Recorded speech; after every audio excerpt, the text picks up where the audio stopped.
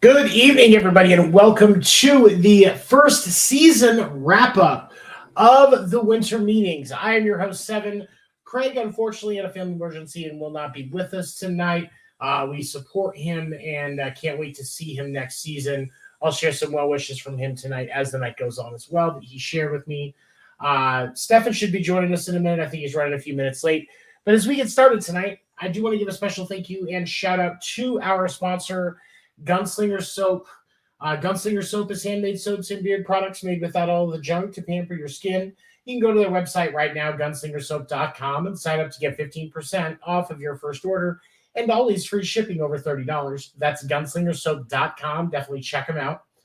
As we get started tonight, it's been a very interesting season of baseball. When we think about how things have started from the lockout to the end of the lockout, a shortened free agency period to start the season, and a lot of uncertainty to start the year as far as how things were going to go. And then we started to see some things build. We started to see some people grow. We saw some changes. Matt Carpenter left a team he had been with for decades, went to the Yankees and found a career, found a resurgence. There were so many different things. We saw some great rookies shine. Spencer Strider, Julio Rodriguez. I know those are just my top two. I know there's plenty more that we can discuss, but there was some great growth in baseball this year. And to wrap it all up, we get to see Dusty Baker and Trey Mancini finally get World Series rings. Of course, the stories for that, those are two very storied individuals in the game of baseball. Mancini and his remarkable recovery from cancer and getting traded from Baltimore to the Astros and struggled, but was able to finally get a ring. And Dusty Baker, a man so storied, he's credited with inventing the high five. After having five different franchises get to the World Series, he finally gets one over the hump. He finally gets the ship, gets his ring. Dusty Baker, actually, I predicted that Dusty Baker was not going to be continuing on. And Dusty actually has said that he will be back next year. Oh, looks like we've got the talent has finally arrived. Sorry, I had password problems. No worries. I understand, buddy. So we'll start with this. I know, obviously, the amount of time you've been around the game, you've probably come across Dusty Baker, crossed his path at some point. Mm-hmm. What were your thoughts on Dusty finally getting a ring? I think it's great. I mean, he's a great baseball guy, respected all around the baseball world. I mean, and he's been so close a couple times. It's a shame that somebody's been in the business that long, especially what he went through, as an African-American player back in the days of Henry Aaron stuff. He was just as much maligned as some of those guys. So, yeah, it's great to see it. Very, very deep knowledge of the game. He holds a very big respect for the game, but he's not disconnected from the growth of the game, which I think is an important feature, because a lot of older managers tend to, in a lot of experiences, older managers tend to have a little bit more of a disconnect because of how it's evolved and back in my day and all of those other maybe things. One called La Russa? Maybe a guy named La Russa? I mean, La Russa definitely is the poster child for the sentiment, but I don't think he's the only one. Joe Madden, maybe? I don't know. That's a tough one. Yes, it's a tough one, and I think yes and no. I think with some of the tactics that Madden uses, and I think it's why he ended up out of the coaching job. Right. He did have a little bit older of an approach, but at the same time, the day he got fired, he had gotten his hair cut into a mohawk to get some energy to those guys. And I thought that was really cool. Too late, I guess. Yeah, and so for me, it's. I think Joe Madden will be coaching next year somewhere. I'm not sure where it will be, but I think he'll have a skipper job. I agree. He's knowledgeable, but I hope that his staff can work with him to pivot in a couple of areas, but I also think that we may see a lot of resurgences next year because I think a lot of records are going to look a little different with the changes. Because what's he going to do without the shift though? I mean, that's his baby.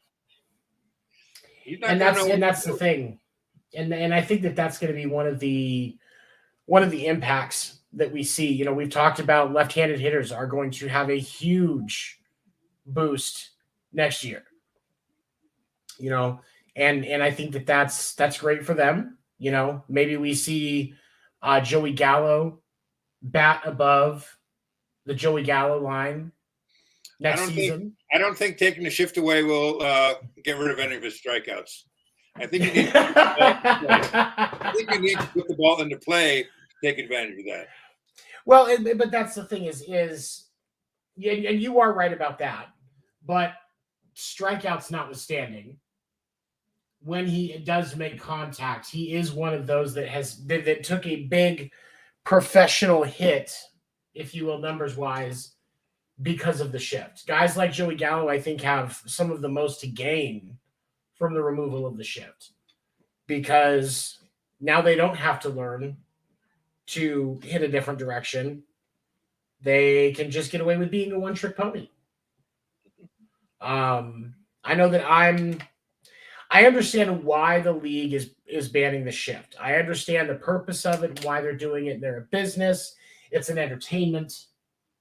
You know, as much as those of us that have spent any amount of time playing the game on any level may see it different, to them, it's a business. Mm-hmm. And, you know, it is what it is. So I can see why the league is doing it, but I still don't like the ban of the shift. Yeah, I don't either. And I've said this before. I don't either, because I think it mainly falls on the shoulders of the guys that couldn't go the other way, that couldn't make the adjustment. Because, I mean, and it's always, you hear announcers saying, oh, the best way to get out of a slump is go to the other field, go to the other way or up the middle. And they just don't do that. Right. And now you're taking away that. And honestly, I think that ability is an important component of the game. It really, really is. And you're completely, yes, you're changing it, and it changes the competition, but it removes, it unnecessarily removes things. You should be putting, as a league, you should be putting pressure on teams to make sure your hitting coach is working with your players on directional hitting. I understand, even in high school when I was playing, it was hard to directionally hit. But if you don't put the work in, you're never going to get it. I got to a point where I could, as a contact hitter, because I was never a power hitter. I'm a big contact guy. Like, I will find that gap and get me a single or a double and let the other guy that wants to show off hit the home run, because I'm still going to have a 300 batting average and I'll take it. You know, I'm not going to win a triple crown. I'm not going to win a triple crown, but I'm going to get best batting average of the year. I'll take that. Yeah, but just base runners are really upsetting to pitchers. I remember I used to be really upset when I had a base runner. I was pissed at myself. You did? I mean, I thought you'd have done more about it if you were mad about it. What, throw harder?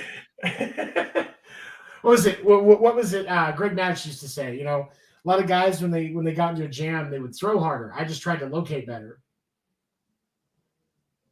That's probably what I should have done. But no, I get that. And that's why being a distraction to a pitcher, like, I can do that all day. You get me on the first base, I'll dance around. I'll be a monkey. I don't care.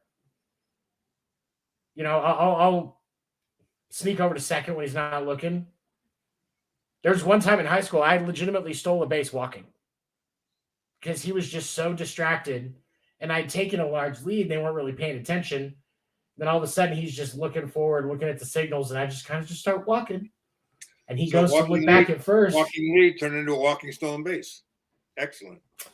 He finally, like, his windup was taking forever, and people started to yell at him. So he finally looks over to first, and I'm gone. And he goes to throw it to second, and I dived and had the bag. And he just goes, fuck, and just screams it. and his coach starts yelling because they were Catholic school, and I was just laughing my ass off. And but yeah, I could see, and that's why, because you get guys thrown in the stretch. That's when you can get some very interesting baseball. But I never figured out though why pitchers were bothered by runners on first. I never even thought about them. I was just focused on the batter, and they keep saying, "Oh, he's on first base. He's jumping around to distract the pitcher." That never happened to me. I don't know. I guess some pitchers it flusters. Are you right-handed or left-handed? I'm right-handed. Right-handed, okay. So I'm trying to think about that. Okay, so you had your back to first base most of the time, didn't you? I'm right. Okay, sorry. I'm just directional, making sure I'm thinking about this. So you probably didn't have to worry about it too much. Well, because they're behind you. Like, unless you look back there, you don't have to worry about what they're doing.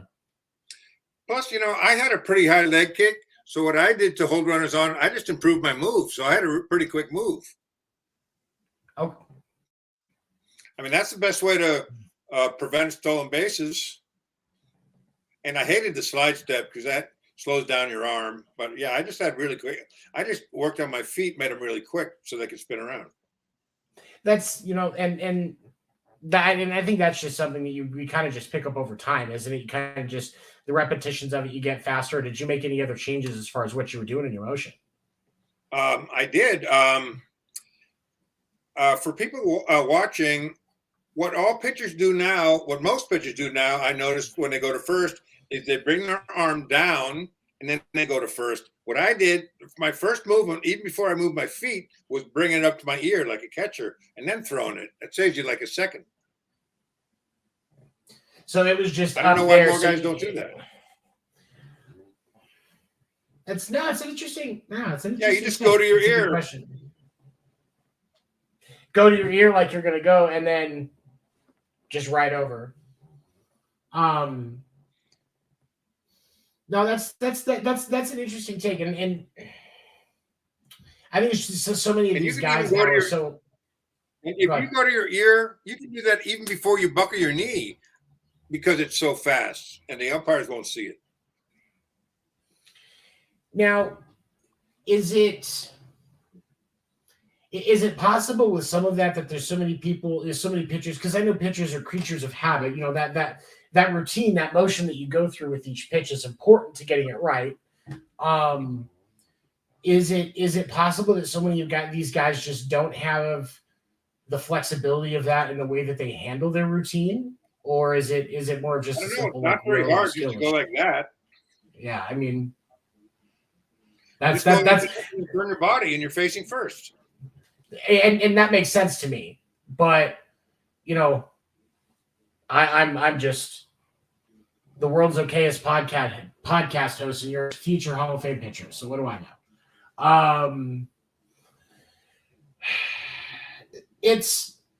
I think it's going to be interesting to see what the band of the ship does. I think we're going to see a lot more offense next year. We're going to see a lot more high scoring games.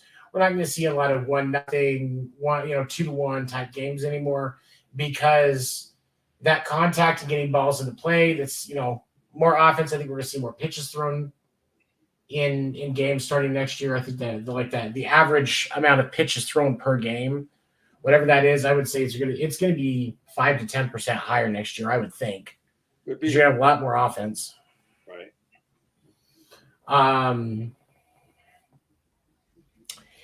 And, as we look back on the season, obviously I know for you and I, we both at the beginning of the year had the Red Sox picked as at least a wild card team, and clearly they fell short. The Giants, who had the most wins in the regular season last year, didn't make the playoffs. There's a lot of transitions. Do you think anybody like, Boston, the Giants, some of the other lower teams, Atlanta and the Mets, I'll throw in there as well, just because of how they collapsed, the Dodgers as well. How many of these teams do you think actually make a recovery in the 2023 season and actually some positive progress? Well, I think if Aaron Judge goes to the Giants, I think whoever he goes to makes a recovery or gets better. That's fair. So if he goes to the Red Sox, big improvement. And if he goes to the Giants, big improvement for them. And Absolutely. if help me God, if he goes to the Dodgers, big improvement for them. I mean, could you imagine that outfield having Mookie Betts and Aaron Judge in the same outfield and the same lineup? No, I couldn't. That's just ridiculous, man. Yeah, I mean, I know it sucks to lose. Their top three is pretty ridiculous this year. Yeah, I mean, one of the best in baseball history. I still think that, because I was talking about this with Dan, and I think there's probably some of the, like, the lineups that Babe Ruth was in, maybe some of the ones in the 40s, the 50s, and the 60s of the Yankees were all top tier. You know, they all had top tier line in their first three in their lineup. Right. So I don't know that I can go as far anymore as to say the best top three, but I mean, best in the last 20 years. Well, if they get Judge, it'll be the best top three. They get Judge. That is the new Murderer's Row. That's not Murderer's Row 2.0. That is now Murderer's Row. Yeah, and you could just put him in between Betts and Freeman. That go right, left, right. No, it wouldn't go right. You could have Betts, Freeman, Judge, so it'd be right, left, right. Yep. And, you know, because there's been some talk that where Judge goes, Rizzo is going to go.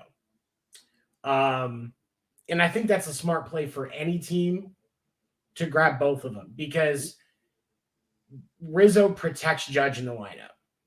You know, when you've got Rizzo after Judge, you know that Rizzo's going to give you an 8 to 10 pitch at bat. So, and I think the Giants are ready to move on from Brandon Belt. So yeah, they'd probably be looking for a first baseman too. He's got to. How long has he been in the league? I don't know. He's got to be close to his time. Yeah, he's got to be there at least 10 years, I think. That's what's coming to my mind. I want to see how old he is, because I wouldn't blame them for wanting to move on from him. I mean, they've got to make some changes. Yeah, he's been in the league. This is 11 years, or he debuted March 31st, 2011. So, and he was drafted in 2009. He's just a couple months younger than me. So yeah, he's getting there. I mean, for an athlete, he's getting there. So he above average first baseman. 34. Yeah. Above average first baseman, but not anything where anybody wants to take a huge risk when that drop off starts at the later part of the career. And I mean, he's past his prime. He'll be 35 when the season starts, right? Or not long after the season starts, because it's April 20th. So that's, man, I don't know. And he'd never been a big home run guy. He's never been a big home run guy. I mean, he said, hits like 10 or 12, but nothing close to 20 or 30. I don't know. He might have hit 20. But he's not a guy you think of as a big home run guy. It's home run. I think that, I'm trying to think. Okay, so when did he move into? So this is his. Wait, is this his minor leagues? No. Giants. Okay. All right. So when we look at, from 2012. 2012. He does not have. Oh, okay. Actually, hold on. Last season was the only season in his career. The 2021 season was the only season in his career that he hit over 20 home runs, and he hit 29. But every other season, it's like 12, 18, 17, 18, 14, 17. Yeah, with the exception of that. And he's been in his prime for the last 4 years. So, yeah, I think you're right. You know, he's coming out of his prime. He's starting to decline. So, they're definitely ready to move on from him, I think. Definitely. I mean, and how many games did he play in this year? Yeah, so, I mean, so his strikeout numbers have been really high most of the time. And this season he had less strikeouts, but he also played in 19 less games. So there's definitely reason for that drop, because it was like 22 less strikeouts, but he played in 19 less games. So had he played the same amount of games, chances are he's at the same or more. I could see them moving off of him pretty quick. The Giants might be on the verge of changing their whole roster around, because I think they're going to move Crawford at shortstop. He's the same as Belt. He's had good career. He's on his downside too. So Crawford gone. Doc Peterson will be gone. He had a good year. That was a good sign. Yeah, he'll Doc be gone. Peterson. Yeah, he's. And I think Belts will be gone. So whole revamping of that lineup, I think. And that might just be what they need, especially now. I mean, especially if you get Judge, you can plan around that, because you've got your power there in your top three. So you just need to try and find, you've got 4 other guys that you need to replace. Just make sure they can consistently. They're showing like they're going to hit at least 265, 270. Yeah, or just show that you can get on base in front of him. Right. Yeah. I mean, if you're going to hit 250, give me more walks than anybody else on the roster, and we'll be fine. Like, just don't be a big strikeout guy. Right. Because you're going to see a lot of strikeouts out of Aaron Judge because of how much of a power hitter he is. And I'm not knocking it. That's just the way it is. So you have to make sure you can grab, I would say, out of those 4 other guys, at least 2 of them should be shooting for an average north of 270. Mm-hmm. That's right. Realistically, you should be hoping for at least north of 270 out of at least 2 of those 4. And then you're probably in a good position. At least that's, when I look at everything on paper, that's how it seems to me. That's kind of where I would go with it. I agree. I agree. I think we would make great general managers.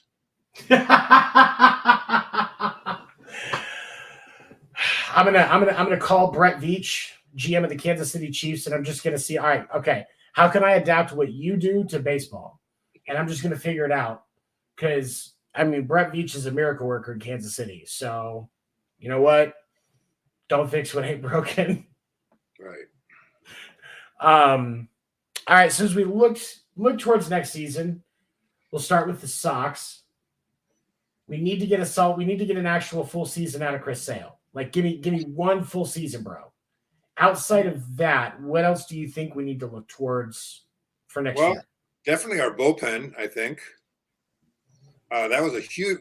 Our bullpen's ERA was like 11th in the league this year, so it was pretty high. So, and the starters didn't go 5 a lot, which put more taxing on the bullpen. So they had to pitch more often, and I think they wore down too. And they weren't even effective when they weren't wore down. Yeah, it's one of those things, and it does frustrate me, the issues that we had with the bullpen, simply because it shouldn't have been there. I feel like there was so much potential for talent that we had, and it just wasn't delivering. And then, of course, adding in the struggles that we had with our starters all year, and especially the latter part of the season, how many guys were getting hit by comebackers. Like, there's just so many freak problems. But I think you're right. I think that bullpen needs to take a major leap forward. And relievers can be pretty cheap, so Bloom can still spend his money where he needs to. Paxton. I saw they just signed Paxton again. Yeah. He's a guy that didn't have any. I don't know what you're going to get from him. If anything, I don't know what you can get from him or Sale. So I think a lot of question marks. So I think that Sale next year needs to be in conversation for comeback player of the year, for everything that Boston has put up with to be worth it. I mean, it's one of those scenarios where it's I'm not going to say it's unachievable, because it's stuff that can be done, but I just, is it going to happen with his streak of injuries? Because he needs to be having 7, almost Verlander-esque performances, average 6 to 7 innings an outing, 8 to 10 Ks, that sort of thing. Just a stellar year. Yeah. Cy Young. Bless you. A Cy Young season. Thank you. A Cy Young, a Cy Young worthy season, but that's only. I feel like that's only part of it. And one of the other question marks I think for Boston's lineup is, especially when it comes to pitching, is when you look at Garrett Whitlock. There's talk that Garrett Whitlock is going to be back in the starting rotation. If Tanner Houck comes through, that's fine. I mean, if Houck can be a reliable end of the bullpen guy, you can put Whitlock as a starter. Honestly, I would rather have them, with some of the options on the market, like in a dream scenario, Boston lands DeGrom. I don't think it's going to happen, but in a dream scenario, Boston lands DeGrom, and you can put Whitlock and Houck as your the bulk of your 1-2 punch. Like, they're going to get most of the relief work. And if they re-sign Schreiber, I mean, he did a great job. Other than a couple games, he did a good job. Yeah. I like Schreiber. They did not extend Schreiber a qualifying offer, even though they had the option of it. But I don't think that necessarily means that we won't see him back in Boston next year. I think that Boston's just going to let him see what's out there, and then they're going to say, okay, here's what we'll do for you so you can stay in Boston. I also think there's not out of the realm of possibility that we see Christian Vasquez again in Boston. I think that one's going to depend on money. Right. Yeah, especially with the drop in offensive production. I think that Bloom is going to use that as an excuse to be like, look, we'd like to have you back. You're a popular guy in the franchise, but you got to go deep. You gotta, we gotta see something. Something's got to give here, because you can't in that division. Because I think Baltimore actually makes a run for the division next year. That is one of my predictions. I think you might be right. And even more so than this year, the AL East will be the most competitive division of baseball next year. And so you can't have anybody in your lineup, your consistent lineup, that's hitting under 200. No weak spots. No, you don't want any hitter where a pitcher can go, got over that hump. Yeah. And now you look up and say, oh shit, I didn't. Everybody has to be a risk taker. I mean, when you look at the Phillies lineup, I think is a great example of this, because when you look at the lineup, there's some guys that are a little easier that you can really attack. But the truth of the matter is, it was still a risk, because you can attack the shit out of that lineup. And when you least want it or expect it, there's going to be a ball that's going to be a souvenir. Yeah, and you don't know where it's going to come from. You don't know what part any spot in that lineup. The Phillies this year, different points had, especially when they started to push towards the end of the season, they were rotating which section of that lineup was where all the heat was. And sometimes it was from one game to the next. And so you have to, you have to try and build. Hey, Will, what's up, buddy? You have to try and build a lineup that's going to be able to do that. I think, who am I thinking of? Okay, I lost my train of thought. Go on. Sorry. No worries. So we got obviously we talked about the Giants. They need to really beef up their lineup, make some changes. There's 4 or 5 slots that they really, really need to have some growth in. The Sox, obviously, their bullpen is going to be a key thing, along with making sure to re-sign Bogey. So, by the way, I figured out the Red Sox do not have to get the deal done with Devers this offseason. He does still have one more year. And, but if you don't get it done, because he set a time limit of spring training, end of spring training, which I understand the guys that do that. They don't want to be distracted with it during the year.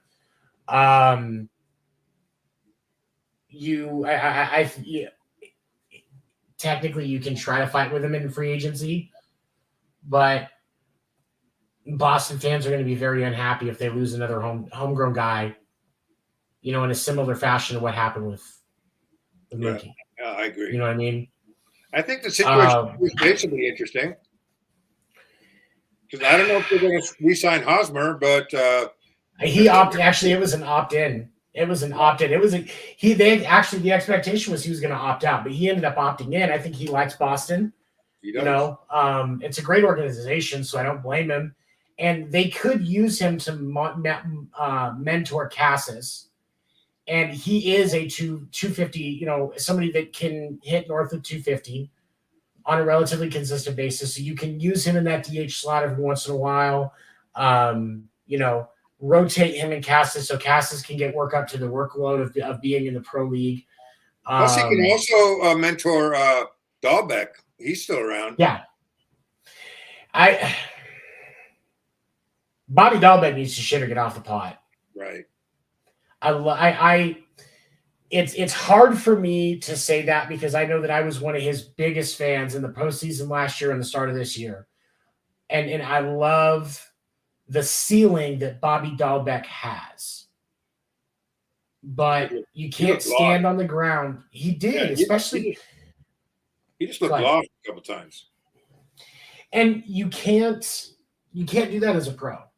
And this is the best of the best. Even if you're playing on the Diamondbacks, which sucks because of the horrible ownership. I say that while I'm wearing one of the jerseys. But in your you say that every podcast, so at least you're consistent. I mean, if I was to ever hate someone enough to get their name tattooed on my body, it would honestly be Ken Kendricks, the owner of the D-backs. You hate him more than La Russa? Absolutely more than La Russa. And I think it's because I'm down in Arizona, and so the news stories are a little bit more open down here about dumb shit he does, and everything that I've seen, that organization just deserves so much better. When Jerry Colangelo sold his part out of that organization in 2004, things went south quick, and I love Torey Lavulo. I think he's great. So they have a good manager. They just need to give him some players. Yeah, and that's what concerns me is if they're actually going to put that weight in, because when you look at the D-backs organization, they have consistently produced some decent players. There are players all over this league that came out of that farm system. Yeah, I mean, they're similar to Seattle because, Seattle lost a bunch of really good players. A-Rod. Yeah. A couple other guys. David Ortiz was over there at one point, wasn't he? At Arizona? Seattle? No, Seattle. No, I don't think so. I think just went from Minnesota to Boston. Okay, yeah, you're right.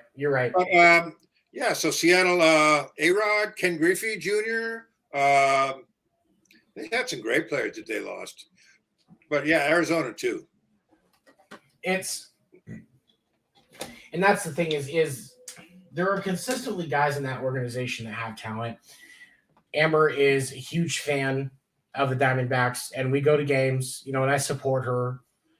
Just like I'm friends with Royals fans, and I support them, and I'll go to Royals games. Kauffman Stadium's great. But when your organization consistently practices the same incorrect things, you're going to continually get a product that is not to the standard that your fans deserve.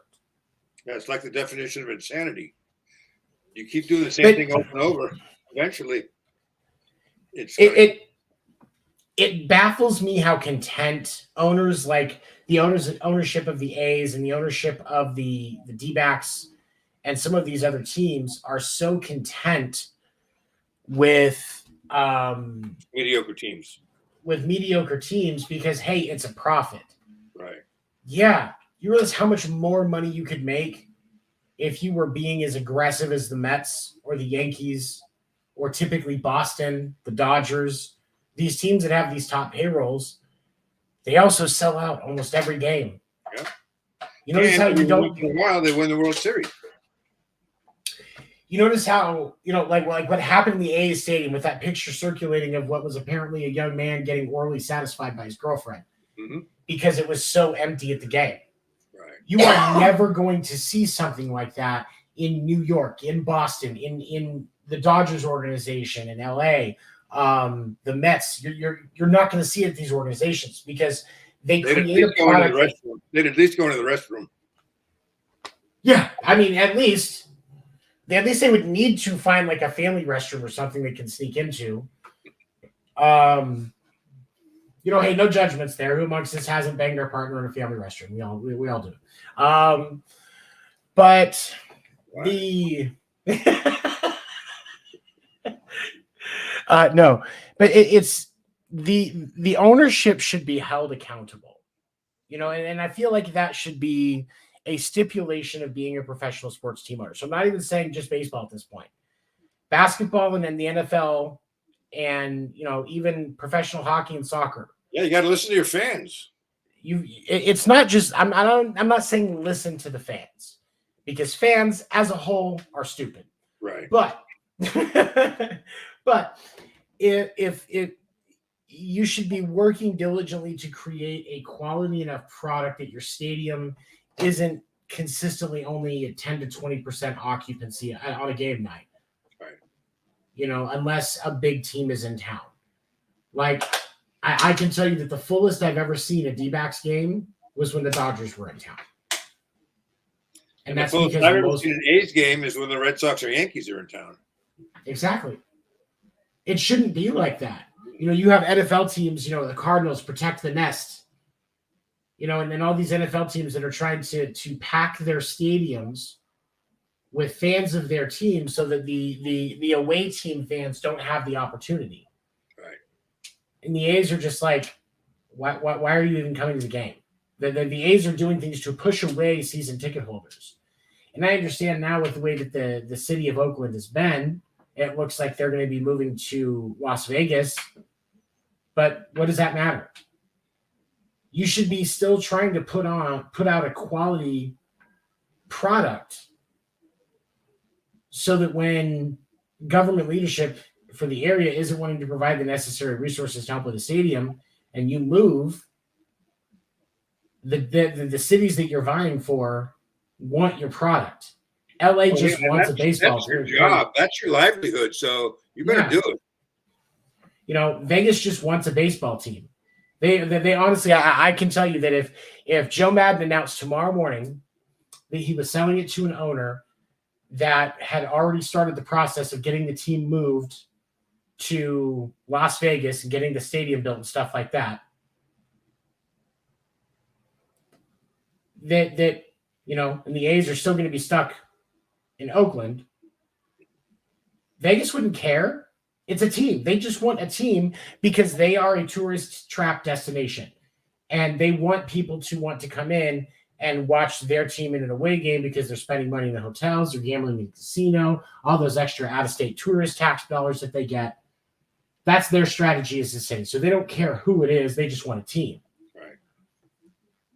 So for Oakland's sake, you should want to at least have a good product on the field so that wherever you're going next wants to support you. At least that's my thought process on it. I don't know. Well, I mean, you can kind of compare that to the Raiders. I mean, they've been pretty bad, but look at Las Vegas. I mean, they love them in Las Vegas. I think that part of the issue with the Raiders, because I would say that they have consistently tried, keyword being tried, to create a competitive team. And, I say that because, I'm a Chiefs fan. I'm for those of you that are listening on West Coast Radio, where our show airs Tuesday morning at 11 a.m. Eastern, go to westcoastradio.info or activate the westcoastradio.info skill on your Alexa to be able to listen to all these sports report shows on rebroadcast. But yes, I am a Chiefs fan, so I have to watch the Raiders twice a year. And they have at least, and this is what I'm talking about here, the Raiders are a perfect example. The Raiders have at least made attempts to create a team. Now, those things have fallen short. You've seen different issues, like all the issues that the Raiders have had since they got to Vegas with Henry Ruggs and Gruden. John Gruden and everything else that they've had to deal with. but they have at least made attempts. The A's aren't even trying. No, The Angels have at least made it. Go ahead. They're getting rid of guys. I mean, think of some of the names they got rid of recently. Chapman, Olson, a couple of pitchers, relief pitchers, Chris Bassett. Yeah, they're like getting rid of their players. They're not attracting anybody.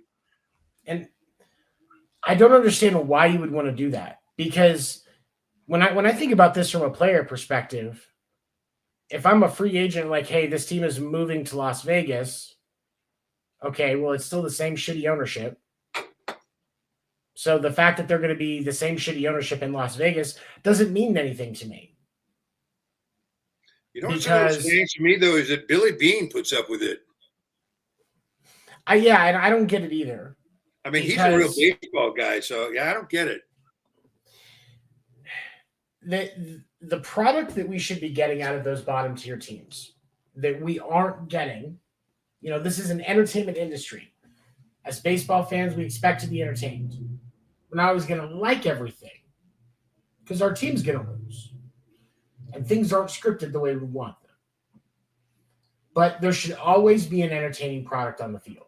Yeah, be competitive. At least be competitive. If I see, I'm trying to see which baseball games I'm going to watch throughout the week. Oh, Boston's in Oakland. I'll pass. I'll find something more competitive.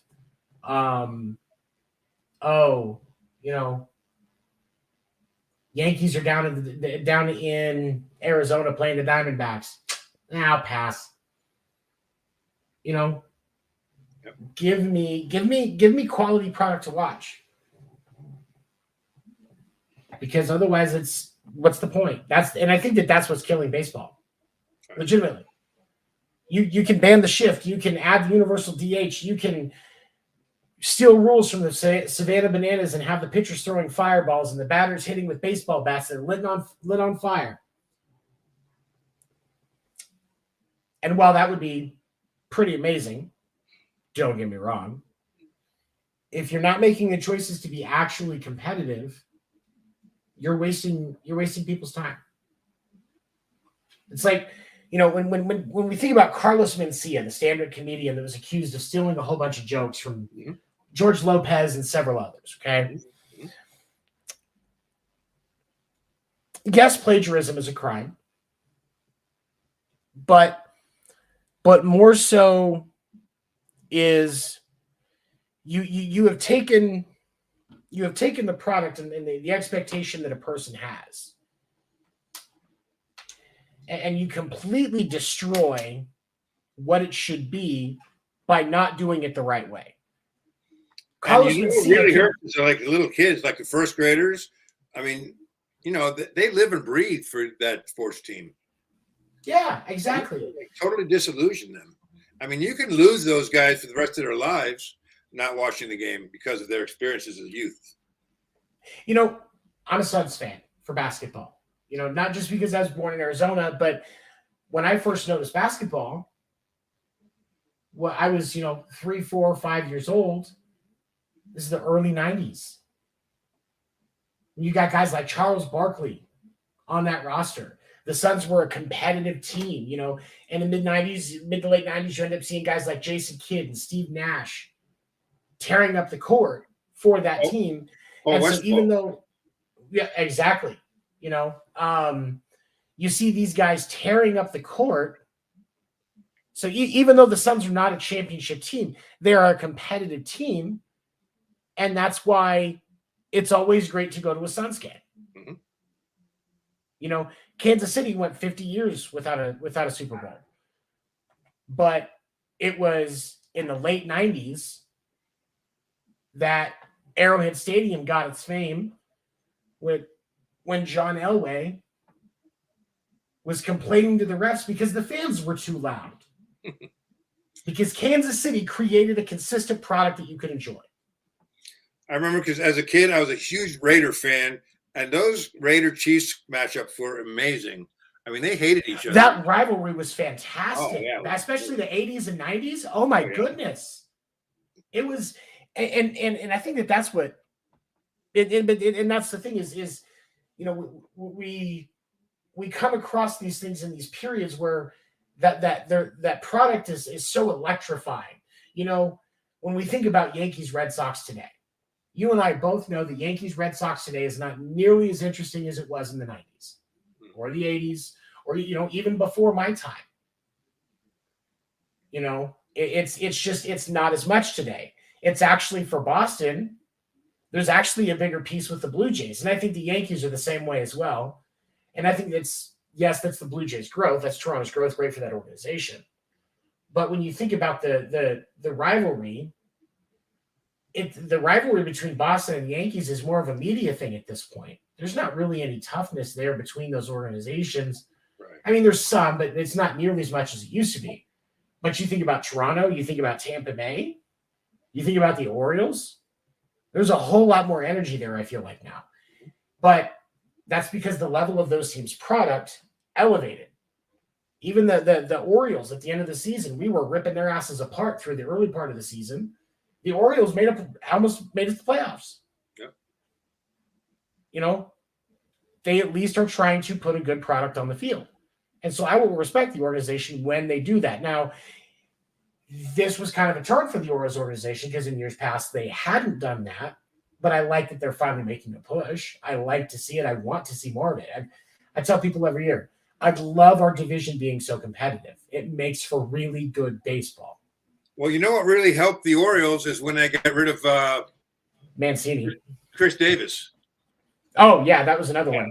That's like a huge contract. They got rid of that contract, and they had a good – I mean, they were able to draft a lot of guys because they've been so bad for so long. They actually made some good draft picks that actually helped the Major League team this year. And that's the thing is I think that – and that's why I think that the Orioles are going to be a team that every single – one of my predictions for next year is that every single roster in the AL East is a playoff caliber roster. Obviously not every team is going to make it. Only one team's even going to win the division. But I think that next year could be the actual year where all of the wild cards are the top three teams in the AL East that did not win the division. Mm-hmm. And you could see all five teams with winning or close to winning records. I actually thought that might happen this year. It was close for a while. It was close that it was possible. Toronto at the end. Honestly, Toronto, Tampa Bay, and Baltimore, all like they had these solid pushes. They just beat each other up. And they just beat each other up and they kept each other out. Right. I mean, Boston wasn't very good after the break either, but they were questionable at best through the season just because of different struggles. Story was injured a lot. Chris Sale obviously was a clusterfuck of problems. I wanted to see Boston as a wild card team, but it didn't happen. And with the way that Bloom is acting, this GM that Boston has, I hope that we see the turnaround next year. It's an every other year thing under his ruling. We've had it where we make the playoffs. So we've also had it where we finish last. It's like every other year. Yeah, that's playoffs, last place, playoffs, last place. So you're hoping for worst to first, and then you go from first to worst. You like flip flop. Yeah, you're going, and it frustrates me. But at least even with the struggles that Boston's had, there's still a lot of talent on that field.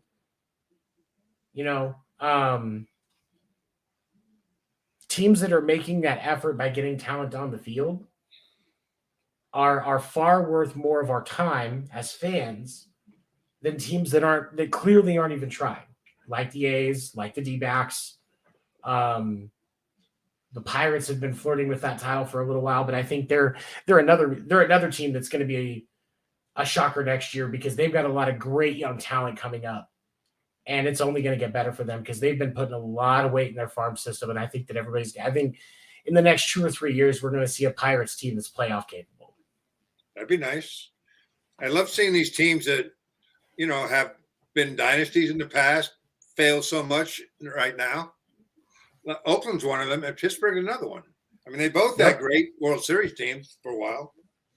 And now they're in fourth last place.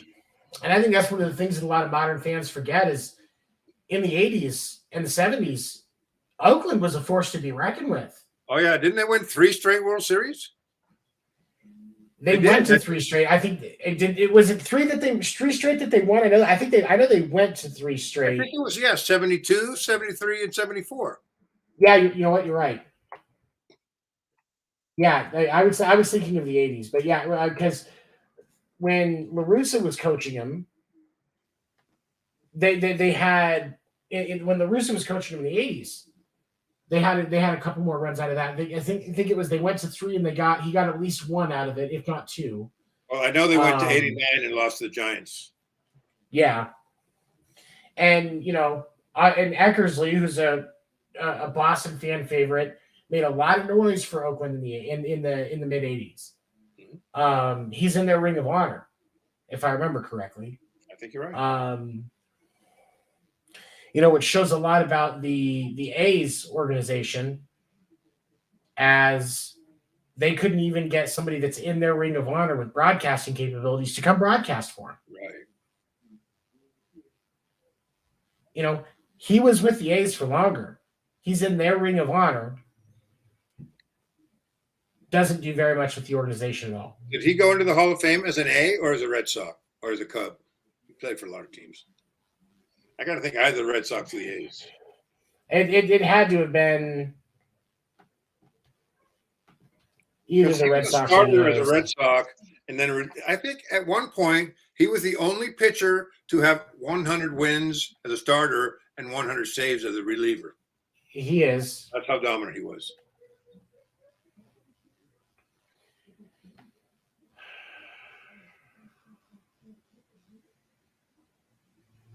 Yeah, because he was.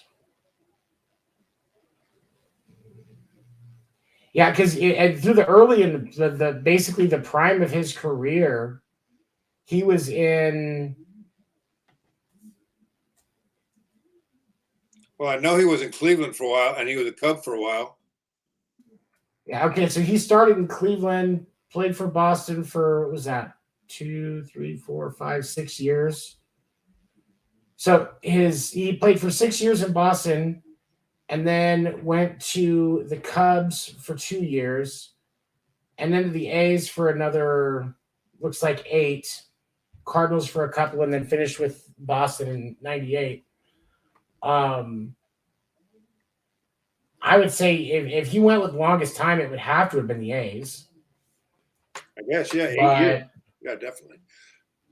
But I guess, what he considers his greatest success is probably how he went in. Like if he considers his success as a starter as his best accomplishment, he'll go in as a Red Sox. If he thinks his best accomplishment was as a reliever, he'll go in as an A. Well, I would say, I would say award-wise, he got most of his awards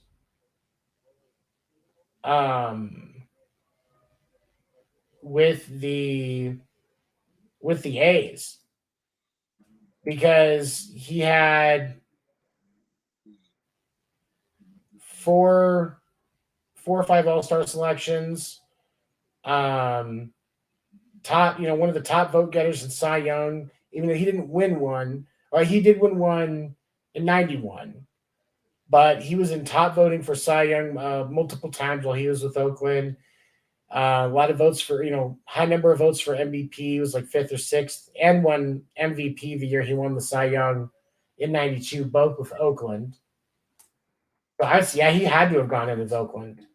Yeah, but I think, like you said, the fact that he was a broadcaster for the Red Sox means he must have some sort of attraction to Boston. Well, he had from '78 to '83, he was in Boston, and then his last season that he played in '98, he played for Boston as well. But he got that. World Series wise, he only had that one in '89 with the A's, where he was with the A's, right? Hold on.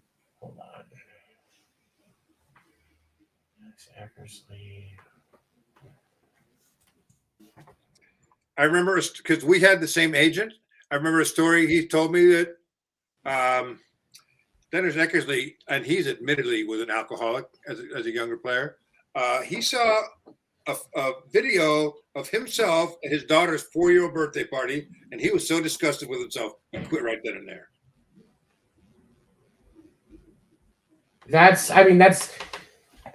I will always respect somebody that has the humility to look at their, to see something like that and just make a change, because it's difficult when you get into those kind of struggles, especially with alcoholism and how much of a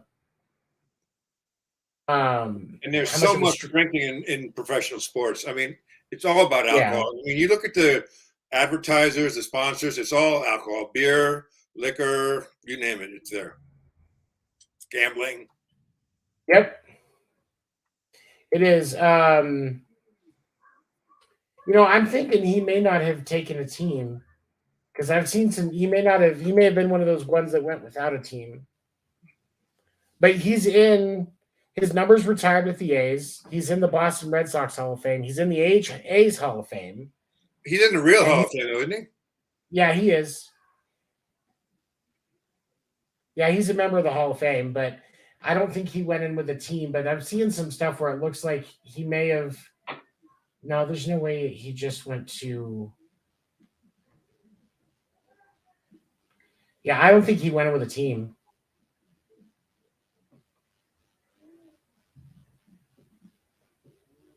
Yeah, it doesn't say. I don't see anything about him actually claiming a team with his Hall of Fame entrance. So probably one of those without a logo on their hat. Which I can kind of see that, because most of the teams that he was with, even for a long time, whether it's the A's, the Red Sox, or even the Indians, it was like 6 to 8 years with any of those. I know that the stint with the Cardinals was only a couple of years, so I don't know. I think maybe I have to say it's probably what he did. But okay, so before we wrap up this evening, predictions. Let's go with a couple of predictions for next season.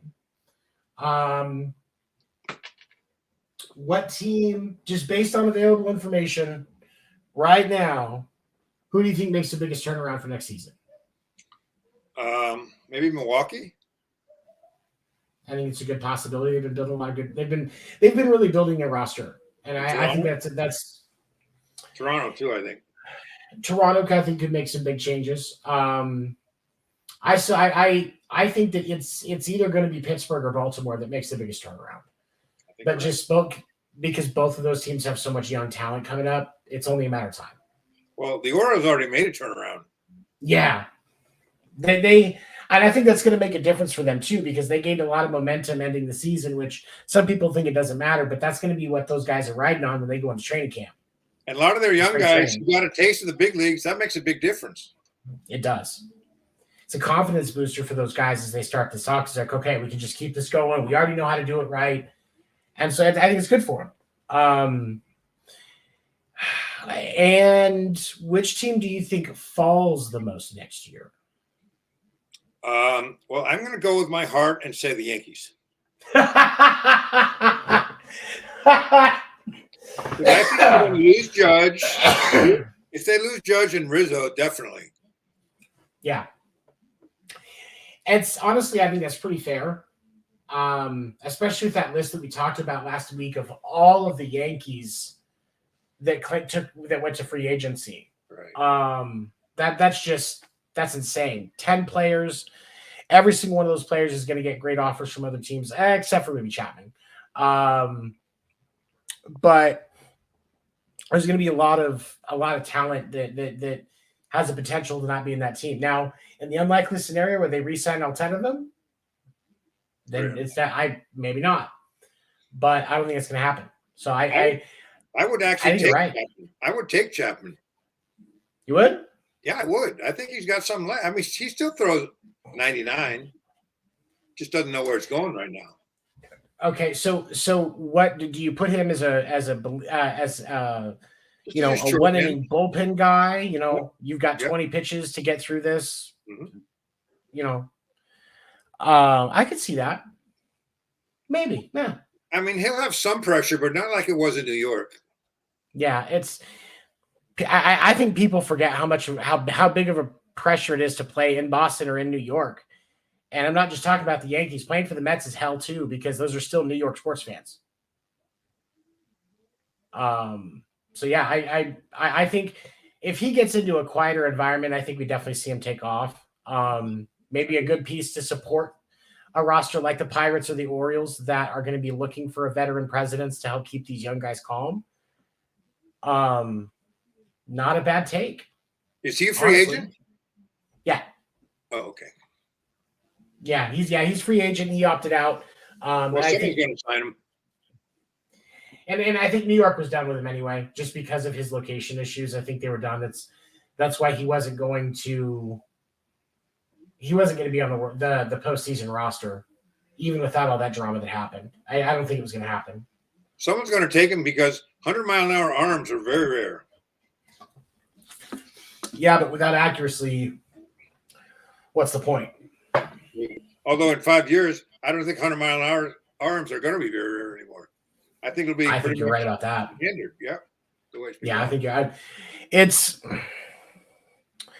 at least the capability of breaking 100 when you need the heat. Because in truth, with the way batting is, even with the loss of the shift, 97, 98 is if you can have the capability of 102, 103, but consistently right around that 97, 98, 99, and then throw that gas in, get that extra 5 to 10 when you need it, it's going to be better on the arms.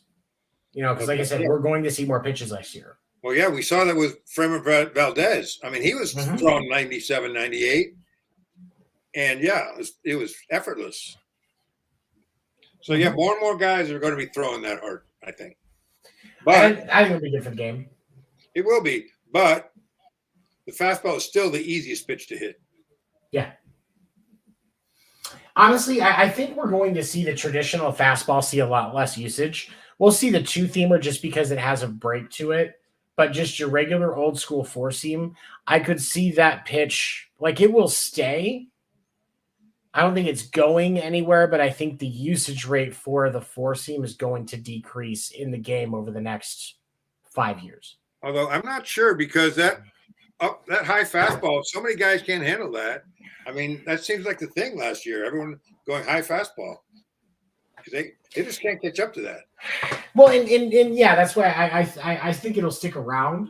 I don't think the fastball is leaving, but I think that there was a lot of guys that this year, especially I noticed that this year, there's a lot of guys where like, they're going to where they'll use the two seam, but they're using their breaking pitches and their cambio over going back into that four seam as often. You may only see one or two four seams in an entire 6-pitch at bat. You might see one instead of, 20 years ago, if you saw 6 pitches, 3 of them were fastballs. Yeah, but nowadays everything moves. I think that's the name of the game for pitchers right now is movement, location and movement. And that's why I think that the two seam is going to be a more versatile, is going to be a more important tool because look at Dustin May, pitcher for the Dodgers. Not the best pitcher, but you've got over 18. He's got over 18 inches of break on his two seam when he's throwing it correctly. Crazy. And it's insane.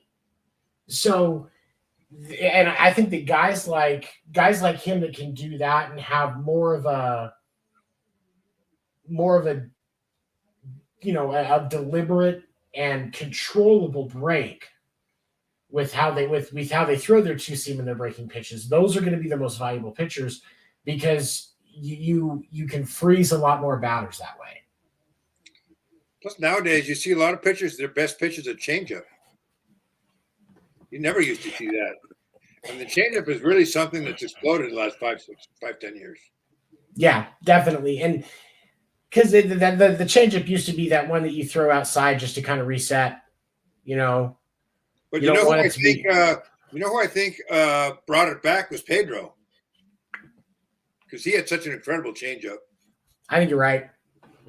Well, because if you have if you have the control over that pitch and you know somebody and I think control and usage are both key pieces with the changeup. Because if you throw the changeup every time, you're just going to start giving up home runs. Right. But if again, 6-pitch at bat, that one changeup is going to be when you need that strike because you're behind, or when you need strike 3, it's strategically located. That's how you're going to use it. But you'll still only see it once per at bat, maybe. But there are guys that won't use it. The changeup saved my career. Once I learned to changeup, I was gone. Interesting, and you know who taught me the changeup? Remember a guy named Gene Nelson? He's the guy that used to pitch right before Eckersley for the A's. He was like the setup guy. Yeah, he taught me that, and I loved it. How many pitch? I know you told me this before, but I can't remember. How many pitches did you have? Was it 3, 4? 3. Fastball, forkball, changeup.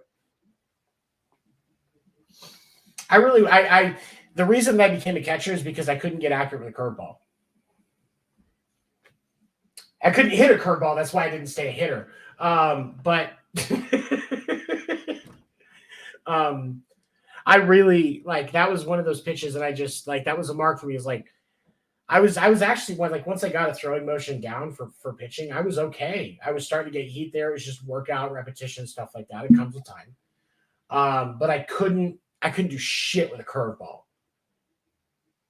And so I had a fastball, a changeup, and a sinker.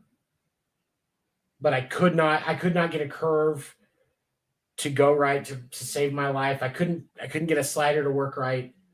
And I was just you know what? My fastball was my sinker. Your fastball was a sinker? Yep. Oh, nice. I could do the regular 4-seam and then a sinker on top of that, but that was I went the sinker my sophomore year. Yeah, my sophomore year. Well, I was catching at that point, but I learned it just because one of the bullpen guys, he and I would screw around sometimes when he had to start getting ready, and then it looked like, oh well, no, you're not going to be coming in quite yet. Maybe next inning. And so we just trade off, and I would start throwing. Well, every hitter wants to pitch, and every pitcher wants to hit. That's the way it is. But no one wants to catch. So kudos to you.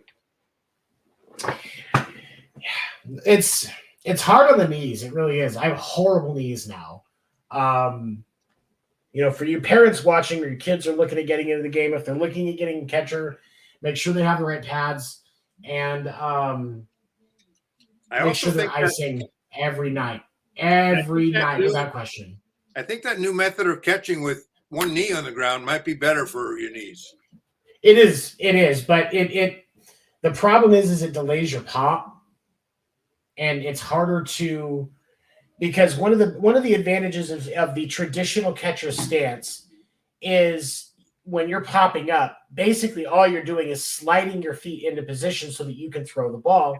And honestly, because of where you're at and the fact that you're already pushing that power up into your body, some guys are really good at not even having to have their feet fully planted before that ball is out of their hand. Whereas if you've got that leg out, you're not going to have as much power on the launch. You're not going to get your feet set as quick. You can stumble. There's a lot more things that can go wrong.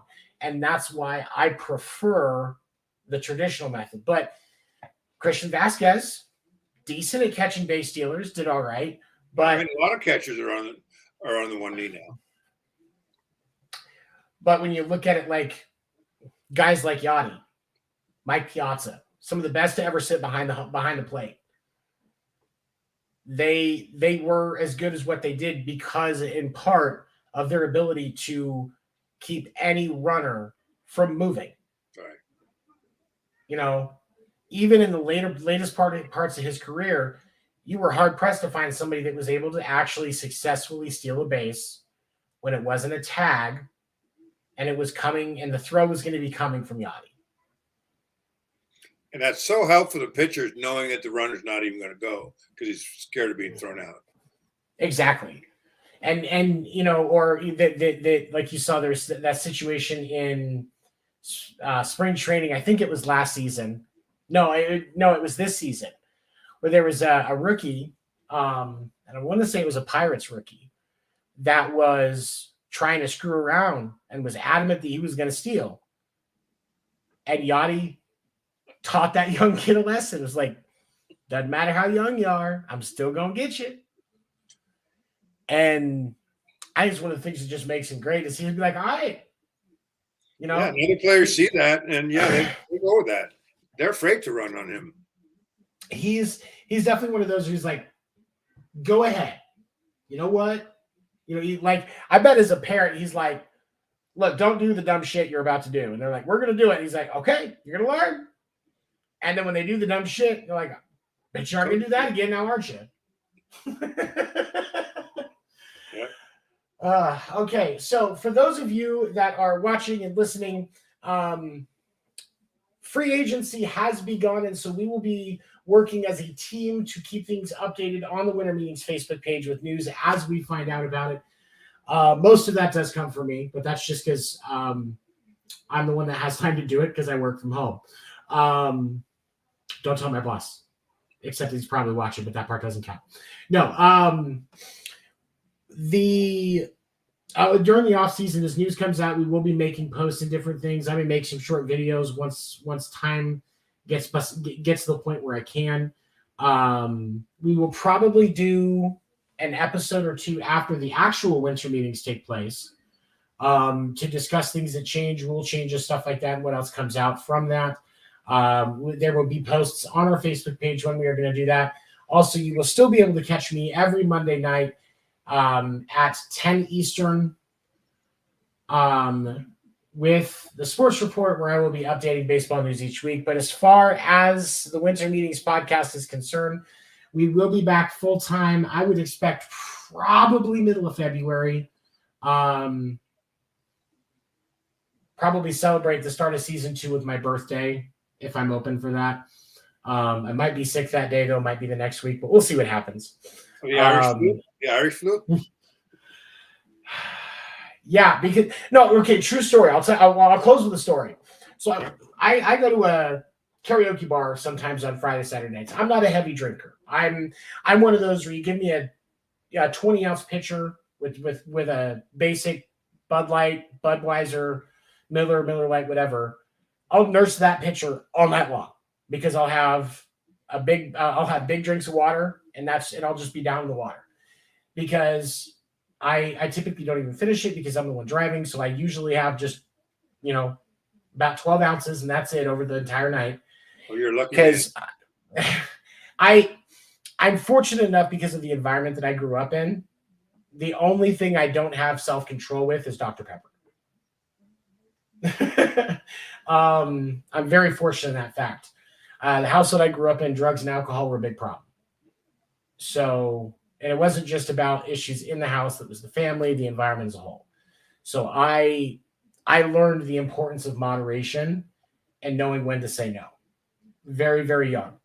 And so when that's typically how I drink. Like I'm just, it's there for the taste, but I'm not really doing anything with it other than, wasting beer. But about 4 years ago, my wife and I went to the karaoke bar we go to, and she told the DJ that it was my birthday, and he called it out, and people started buying me shots. Well, this one guy who is now a good friend of mine, his name is Norm, he starts buying me 4 Horsemen shots. It's Jim, Jack, Johnny, and Jose. But they weren't shots. It was 4 ounces of liquor. Okay? I remember dropping the glass that had number 7 in it. No, that's not where my nickname comes from. But I had 3 more after that. I can drink when I want to. I just don't like getting that drunk. You choose not to. Because if I'm getting that drunk, I have to have a babysitter because Right. I turn into an even bigger shithead. And it's not like I'm hurting anybody. I've tried to hit on cops before. My 21st birthday, I asked a female police officer that I thought was attractive if she wanted to put her handcuffs on me. And she was on duty. Yeah, should not have done that. So I make sure I have a babysitter when that happens because it makes me feel better that somebody's whole job for the night is to keep my dumb ass out of jail. That's their job. I had a pub crawl 5 years ago with a bunch of old former coworkers. It was right before I moved back to Arizona. And I handed a friend $100 and along with my debit card so that my tab was taken care of. And I said, your job is to keep me out of jail. Make sure that you have soda. And if we stop for food, make sure you can eat and all of that. But your job is to keep me out of jail and get me back to your couch with a trash can. And that's what she did. Alive. But okay. Final thoughts. Things you'd like to see in the 2023 season. I'm just very curious. I think, like a lot of people, how this the banning of the shift is going to play out. And I'm also very curious as to who goes where, like how much player movement there is, because I think that'll make all the difference. I think the player movement is going to be interesting. I think that the lockout last year robbed us of an active free agency that we could have had. A lot of those guys signed 1-year deals or 3-year deals with an opt-out after 1 year. And that this is going to be the explosion of activity that we didn't get last year because of the lockout that the league started. Do you think that an opt-out clause is the wave of the future? Seems like a lot of guys are getting them.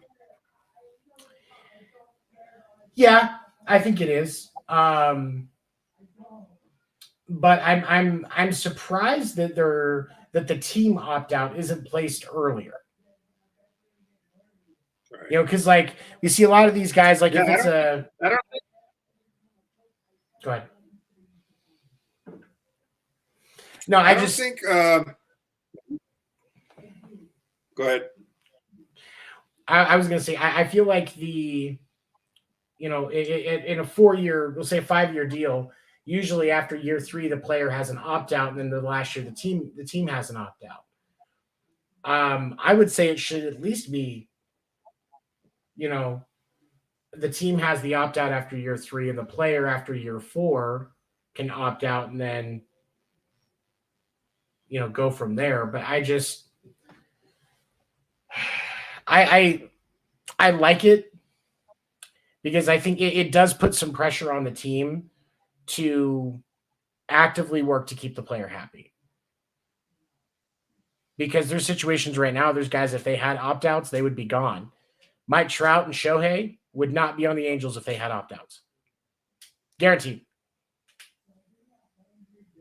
I also want to see how the pitch clock affects the game and the speed-up rules. I think it's going to be interesting. I think that's what's going to elevate the base stealing numbers for next year too, and I think that's why they're doing it. Because it's 20 to 25 minutes per game on average is what it's saved in AAA ball. So you'll probably see about we'll say 25 minutes to a half hour in a major league game. No, they're not doing it to save a half hour of time. They're doing it because Julio Rodriguez knows at 19 seconds he can run, and that pitcher doesn't have a choice. They have to throw the ball. Right. That's what it is. And we're going to see that next year. That's going to be the pitcher's biggest gripe. That's going to be, and that's what it's going to be. Is the biggest gripe is the fact that a pitcher can't do anything about it when a player is stealing because of the pitch clock violation. So we'll see what happens. Plus, you're only going to be able to go over the first twice, I think. Yeah, that'll make a big difference too. There's in the bigger bases, I think is going to. There's a lot of people that are skeptical on it, but you're adding. It's an extra. I think it's, if I remember, I saw the math. It's like 3 inches per side per base that they're adding with the bigger bases they're doing. That to me seems like you're making it harder to get the foot in front of the bag and have it mean something. You know what I mean? But that's just me. Now, as we wrap up tonight, Craig did want to send his best to everybody. For those of you that have been listening and following us along at home, whether watching live or following us through the various platforms like Spotify, iHeartRadio, Google Podcasts, Apple Podcasts, and westcoastradio.info. Thank you for your support. The show would not exist without you guys showing us that you appreciate what we do. Next year we're gonna continue to grow. We're gonna continue to build and learn, and guests on here. Get some more guests on here. I actually I just connected on Facebook with a gentleman by the name of Greg Pryor, that was a part of the '85 Royals World Series championship team, and he shares a lot on social media. And I'm going to see if we can get some time to get him on next year. Definitely going to have Mr. Ronald T. Waldo on next year to promote his new book when it comes out. But don't forget, you can get his current book, Dead Ball Trailblazers, Single Season Records of the Modern Era, on his website, or sunburypress.com is also there as well. And it's on Amazon if you're if you're into that sort of weird stuff. Any parting thoughts and words for our guests, Mr. Yeah, I get all my stuff from Amazon. I don't know what you're talking about.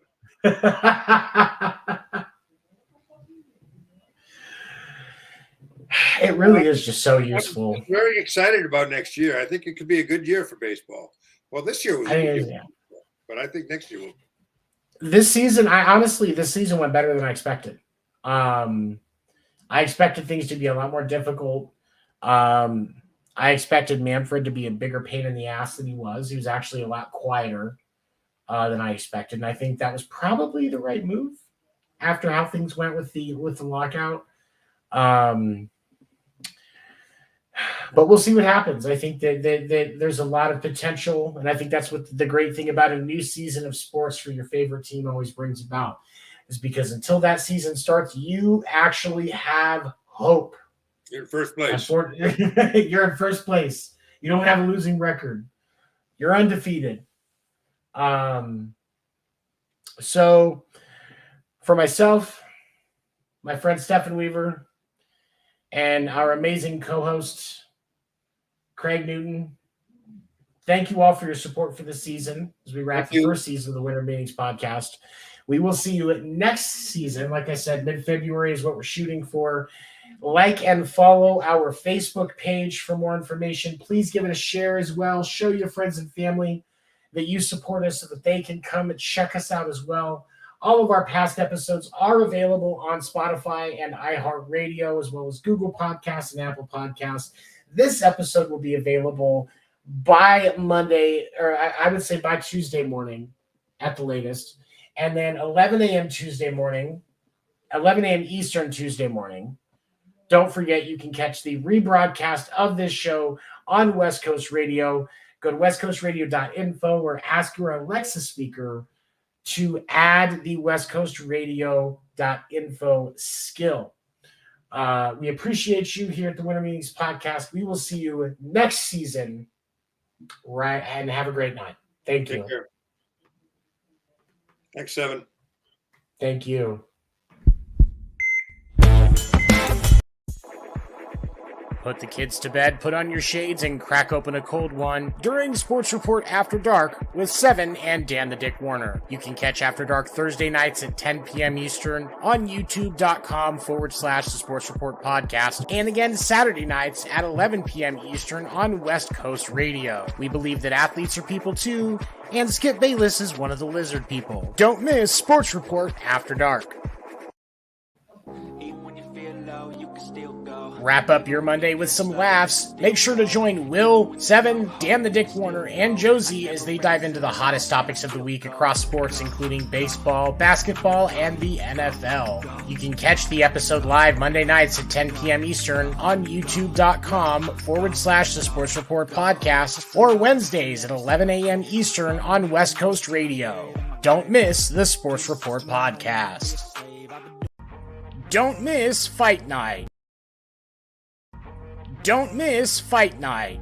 Every Tuesday night, Will Morgan and Josie Haney break down the hottest topics of the week across combat sports, including UFC, boxing, WWE, AEW, and more. Past episodes are available on youtube.com/The Sports Report Podcast, and each episode will air again Thursday morning at 11 a.m. Eastern on West Coast Radio. Don't miss Fight Night. Tune in or tap out.